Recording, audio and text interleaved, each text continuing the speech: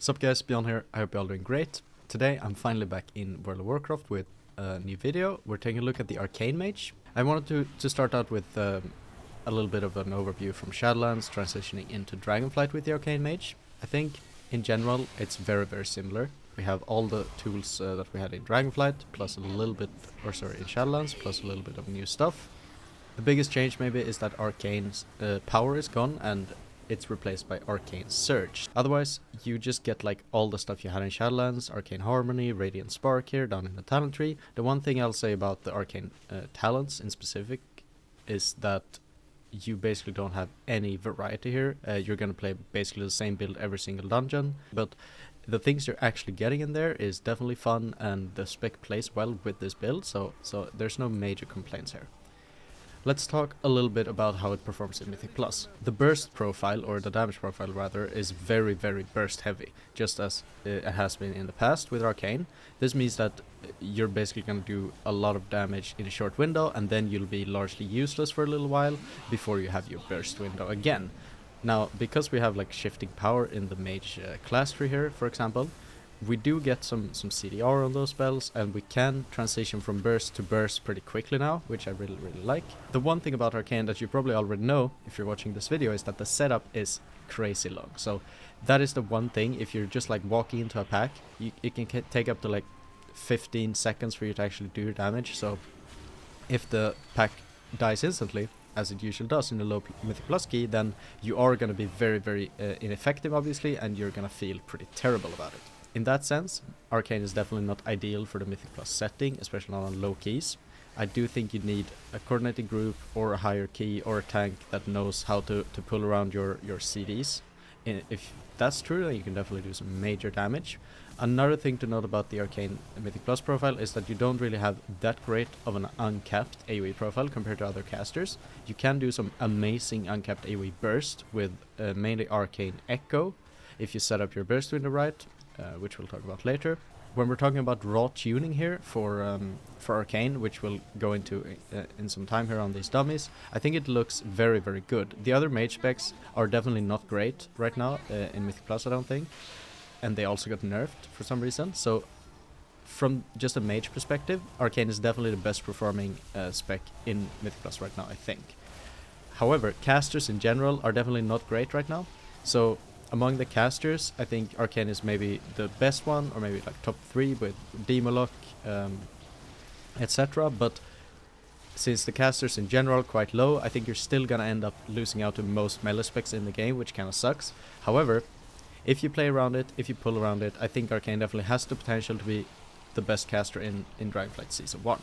So let's talk about the damage then. Well, we're at 4 target pack here. The damage is going to look a little bit inflated here, obviously, because we have that Arcane Bombardment talent, which causes Arcane Barrage to deal more damage to low enemies. And obviously you can pull this off in Mythic Plus. It's quite likely that you'll barrage right when they're below 35%, but if you're at a boss or a high health pack, then obviously that might not always be in effect. So just keep that in mind. Well, one great thing about Arcane is that these Arcane Harmony stacks, they last forever. So you can just stack these up before every single pack, more or less. So you can always at least have that going and pump a little bit quicker in Mythic Plus. So let's just say you have stacked those Harmony stacks up and we're ready to go on this pack here. So what do? Well, if you want to do the maximum damage possible, I think we start with a little evocation here.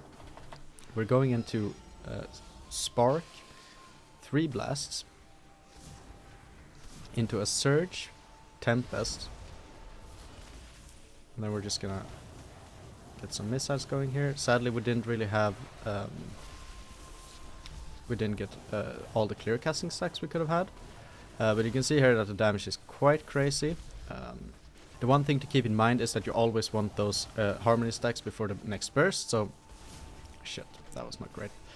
You also want to stack up as many like clear casting procs as possible. This time I just sent a little smaller burst here because, yeah, I don't know. I'm actually a little bit distracted here talking to you guys, but you can see that the damage is really great, even with me griefing a little bit here.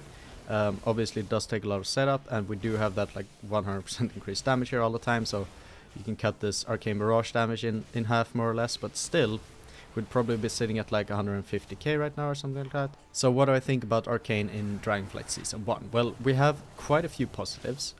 First of all, you're bringing Lust, obviously, as a mage. You're also really mobile as an Arcane mage in this keys, because you have Slipstream, you have Arcane Explosion, Arcane Barrage, Arcane Orb, mainly doing AoE damage, right? So on every single pack you'll kind of be jumping around outside of your cooldowns. Very mobile. You could even pick like Chrono Shift here if you wanted it. You could skip Impetus, you could skip Crackling Energy to get even more movement speed all the time. So feels really good to play in keys. You're super tanky with Greater Invis, you have Alter Time, barriers, you could pick Cryo Freeze, Winter's Protection, you have Arcane Warding. Yeah, it feels great to play mage right now. Obviously you are a little bit susceptible to the one-shots in the keys maybe. You're not the most like naturally tanky class like a Warlock, for example, so higher up you're gonna have to be a little bit careful, but still feels really good to play. So where do I think Arcane will land then in Dragonflight Season 1? Well, personally, I think the meta will be quite melee heavy. We've seen a lot of the melee classes dominating right now, like DH, Rogue, Windwalker, Feral, etc. So among the casters, I think Arcane is definitely holding up. It's probably the best caster along with Demonology maybe, but yeah, I think the casters in general probably going to be around the A tier at best. So among those, you're definitely going to be a strong contender. But since now Evokers can bring Lust from the healer position as well, and the meta maybe not favoring you, and it being a little bit finicky to maybe pull Arcane off in pugs, I think it's definitely not going to be a super popular spec. But if you want to be that niche guy who does like 500k burst on a pack and just pops off, and it feels great honestly to do that, then I think Arcane will definitely be a very fun spec for you to play. And as I said, if it ends up being the best mage spec in your mage, then you should definitely start practicing it right now, because it is quite an intricate spec to get a hold of in Mythic Plus. There's a lot of different bursts you can do for different scenarios, and the core rotation in of itself is quite unintuitive and maybe not so new player friendly. So definitely start practicing ASAP, guys. I hope you enjoy the new expansion. Subscribe to the channel for more videos like this and more content going into Dragonflight. Have a great day, and I'll see you in the next one. Bye bye. Huh? Oh, you're still here. Well, I'm sorry. I think you should probably go and check out a video maybe over here or somewhere here. You can even subscribe down here. That would be really nice. I would highly appreciate that. I'm gonna go snort some more lines. See ya.